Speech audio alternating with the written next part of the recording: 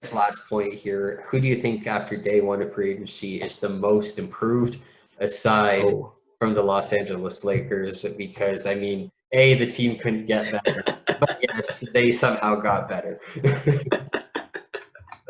It's tough. Lakers got better, but let me just. So everyone that got signed today, right? They also did sign Wesley Matthews too with the Lakers, which is a great signing, to be honest. Yeah, I mean, any guys like who are actually productive and you can bring in it for a very limited contract, good on them. Yeah, I know when Wesley Matthews, if he's not hurt, he's one of the better 3-and-D players in the league. He's a little bit old, getting a little bit older now, but he's still only about 30. So, you remember when he got a huge contract in Dallas? Oh yes. Well, he left Portland to go to Dallas, right? Yeah, because he got a huge contract, just like It's left Houston to go to Dallas for a huge contract. Dallas didn't anything to get anyone beside Dirk. Yeah. Well, like I said, Hayward might go there, and at this point, I'm sorry to jinx you, Gordon Hayward, but if you go there, you might have another injury. So maybe don't listen to me and don't go to Dallas. We think you'll do great there. Don't get hurt. If I will play as you guys in 2K, but let's not bank on it. Yeah, but going back to the best player. Jeremy Grant's over in Detroit now. Oh, just signed? 3-year, $60 million. There's no way now Christian Wood goes back to zero. I mean, I guess he's re-signed now. Wow, right? That is the whole point up now. But no. I mean, good for them for making up for it. But yeah, I don't understand necessarily why they brought in guys who can't stretch the floor when Blake, as much as he wants to, he can't. Like, he's tried to develop a shooting forever, and he's just not a good shooter. Well, Grant's a hard-nosed player. That's a big pay for someone that I don't really see him as a star. I see him as a fantastic role player, great role player, but I don't really see him as the star.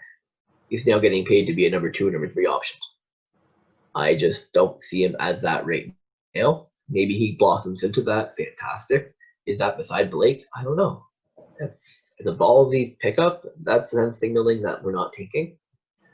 And or maybe they get rid of everyone else. They just have Grant, and they pay one player $20 million for the next couple of years. Because I mean, realistically, none of these moves push. They don't contend them. It doesn't make them a needle mover. Doesn't make them hardly even makes them playoff team. I still like the Hawks more than the Pistons, even with all these additions. Yeah, to be honest, going back to what we were just talking about, what's the best move of the day, what team did the best outside of let's say the Lakers, I think it probably was the Hawks. With Gallinari with a great pickup. It was a reasonable contract. He matched, as much as he's a bit older than the core, he's much older than anyone else in that team that looks outside of maybe Bazemore. But they don't need him to be young. If they want to win the next 2 or 3 years, this pushed them to winning. This put them in the playoff contention at this point. The East might be a little more open. Mm-hmm. Giannis, we'll see what happens in the playoffs. It can happen on that team. We don't really know. Outside of them, there's not really that huge contender in the East. If anything, Philly is not as stacked as they were. Boston's not as stacked as they were. Gordon with Hayward just leaving. I think that Atlanta just showed up and they're like, "Hey guys, we're going to be probably in the playoffs next year. We're going to contention mode now. They're probably going to pick up 1 or 2 more vets at this point. And between Trae Young, Gallinari, the rest of that team that they already had in place, my only issue is their defense. I'll probably keep harping on that until I physically see it. But offensively, that team's going to be lights out. They'll be able to keep up with anyone probably. Yeah, and I mean, not only that, too, if for whatever reason they're not a contender or a playoff team, whatever their deal is, that's a very tradable contract. Yep. There's very little downside. Downside. Yeah, it's almost like maybe they made a run at Gordon Hayward. Maybe Gordon Hayward does want another big contract. They're like, hey, it's not worth it to us. Let's just bring in Gallinari. It's almost like the B option to him. Fits in, like I said, pretty easy in that system. So, I mean, yeah, that's definitely a good argument. Thinking off the top of my head, I mean, it's probably honestly just between the Lakers, the Hawks, and probably the Rockets, just because we talked about how much they needed a big guy, and they probably got the most talented big guy that was available. So I think on them, that's very good. This could turn around and maybe change very quickly depending on how they handle the roster, whether it's mainly talking Westbrook and Harden. But if they go into the season with this and they add that other center, like I said, I think today was actually a very good day for the Houston Rockets as well.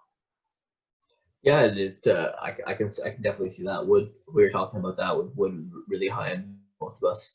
He put up great numbers last year. If anything, he probably would have got paid even more if he had put up those numbers throughout the whole year. Yeah. But he only really put those up after they got rid of Drummond because that hole opened up for him.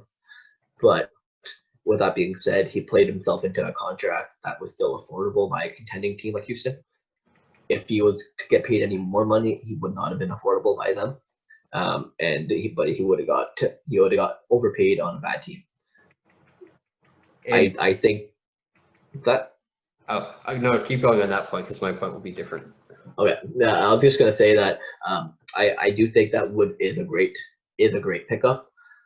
I think that if he would have went to a different team, he wouldn't be as highly regarded right now. I think he does fit the Houston team very well. I think he's gonna fit their timeline very well.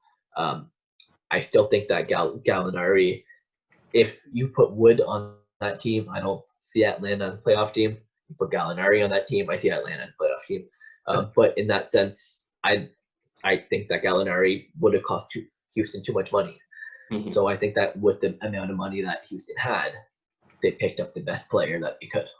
Yeah. Not counting Harrell, because that's kind of cheating. Yeah, and I mean, on the Harrell note too, is it fair to say that Clippers probably had the worst day of anyone in the first day of free agency? I mean, all they got to do was bring back Patrick Peterson, have an angry face from Patrick Beverley, and then sign Marcus Morris again. So. Oh yeah, that's a rough one. Patterson, by the way, not Peterson. Yeah, sorry. But not gonna lie, I had to Google it, even though he used to play in the Raptors. He has not been outstanding. Morris is good. He didn't play that good there. I think he'll actually play much better now that Harrell's not there. I think that as much as Harrell's a big player, Morris is an amazing player, there just wasn't enough shots to go around between Morris, Harrell, Lou Williams, Paul George, and Kawhi. There is other players in that team. They can't throw every single shot. So it's impossible for everyone to get 20 points per game. It was kind of expected for Morris not to get his 19.6 he got in New York. But I think now that Harrell's not in the picture, he opens himself up to playing that 30, 35 minutes per game and actually getting himself to 18, 20 points per game again. It's just the fact that, again, he went to the literally the other team across the hall. I think it makes it just so easy to say they have the worst day. I mean, I completely agree with you. Like I say, I think Morris is going to play better now that Harrell's not there. But Harrell's a better player than Morris right now in their respective careers. Harrell had more upside to it, and he came for cheaper, and he left them for a big fuck you. Yeah. Even, I guess, an underrated bad day too, the Pelicans. I saw that because they lost Favors, unless they sign someone, this will be the 10th year in a row they're going into the start of the season without a starting center. So, I mean, for whatever reason, they just can't fill that void ever since Tyson Chandler left them. Even after they signed Jahlil Okafor, drafted Jahlil Okafor. Hey, they had Cousins for that 3 months. Yeah, exactly. That's still one of the only playoff games that didn't occur that Rebecca had seen. One of the first playoff games she'd seen from start to finish was the game Cousins got hurt because they were actually playing the Raptors that day. Oh, nice. And I literally seen him fall, and I'm like, he's done. He's out. No way. They were gonna be sick. I was like, he's hurt. And she's like, what's going on? I'm like, he's hurt. But she's like, I don't know why you're so like amped up. Like, he's a good player. Like the Brown, he's not gonna win this year. There's probably so many similar stories to like Gordon Hayward and like guys times like that. I don't know if you The remember. day of. Yeah, I don't know if you remember the Kevin Ware injury from Louisville. Yeah. Oh my God. So many people will probably say it was like their first date. They're watching it at a bar or something, and they're like freaking out. And, oh man, yeah, it's rough, eh? it definitely is. But yeah, going back to it, I do think New Orleans didn't have a great day. I think there's still centers out there for them. I think if they can get, there's quite a few, if they can get just someone who can fill the minutes, I think still someone like Tristan Thompson would be good there. Yeah, I think you said Baines earlier. Like, Baines, yeah. Baines, I think would be a great fit there because he can actually shoot the 3-pointer. I think that still someone like Hayward would be a great fit there. So if there's money to be spent, and they have some money for someone like Hayward to bring them in, and then they have to go after a veteran minimum at center, I think they do it. There's a lot of centers on the free agent market. If you're willing to downgrade yourself, and you just want someone like, say, Robin Lopez. I'm not going to say Tyson Chandler, but that type of player. There's a lot of them out there that'll sign for probably minimum. So if they want to reallocate their money to, if someone like Hayward actually is available, then no matter who they're going to plug into that hole, considering that Zion's going to end the game at small ball center anyways, then there's a lot of people out there. Yeah, I mean, a guy like Robin Lopez, like you said, super easy fit there. Just anyone, like you said, just to fill the minutes and actually be somewhat reliable is all they really need. But they obviously need to bring someone in now. Someone has to come in. You can't just go into the year. Zion's not ready to play a full year, let alone play a full year at center. I think Zion's career in the NBA is going to be playing center, but I think that's going to be in about 5 years. You think he's just going to keep growing then? Guy already looks like Superman, you know. Guy looks somehow bigger than LeBron at this point, and he's like 21 years old, 20 years old. But he's a large guy, and naturally, I think he fits better at center. I don't know if he's defensively there yet to play center all the minutes. I'd put him right there with Anthony Davis. He can play it, but he probably doesn't want to. Definitely. All right, well, that's pretty much all the NBA news, it seems like. Maybe take a last-minute look, make sure there was no other signings, but I think that's pretty much all for day one. Seems like all the general managers are old men, and they might go to bed at decent times, so probably no more moves nowadays. Oh, Robin Lopez signed with Washington Wizards. Oh, there we go. So he's off the list. Yeah, so there's definitely a lot of people signed, but nothing too outlandish. A couple big moves. The Wood move, Gallinari's move. I feel like Montrezl Harrell. Yeah, I thought what we thought would happen did, where we thought a lot of guys would get overpaid. No one really got overpaid, honestly.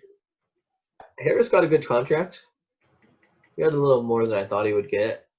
Joe Harris, yeah. Joe Harris, yeah. I thought he got a little more than I thought he'd get. 475, yeah, definitely. But other than that, no one really, looking at the list right now, nothing really stands out. Morris got pretty much exactly what we thought he'd get. Mason Plumlee, it's just $9 million a year contract, nothing major anyways. Mm-hmm. And Christian Wood, they have to rate around where it's at 12, 14 million. I thought he'd get much more. You thought he'd get less. I said he would get like 20, 22. Oh yeah, you're right. So, I thought he'd get probably about 15 max. He got 41, which is just under that, about 14. But yeah, nothing too outlandish. But the big news of the day is that Harrell trade, or that Harrell free agency. Big slap in the face. I feel bad for the Clippers right now. They have to do something. Yep. Clearly something wasn't working, and their squabbles in the locker room just spilled out, and they just lost one of their best players. Which again, team like Milwaukee better watch out too, because I mean, if they're not getting that trade through, and just more drama after more drama, easily could be them next. That's just it. They got to hold it together, because Giannis is not there yet. It's not staying yet. And the more and more of the shit show that they put on, more and more he's going to be like, wow, I want to go to a stable locker room, a stable team. Hell, that's where someone like Miami, the Raptors, that's where they come into play. Yep, exactly. It's true.